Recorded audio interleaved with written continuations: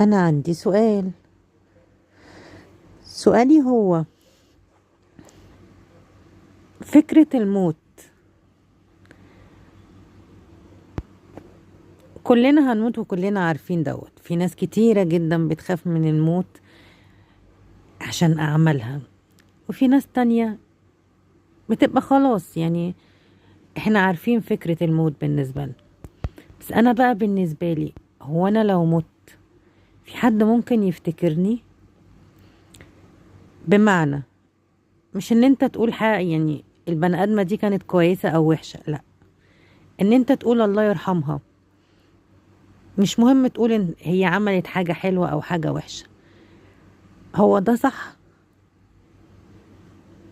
فكرة اننا تبقى خايف ان لما تيجي تموت محدش يفتكرك، محدش يقول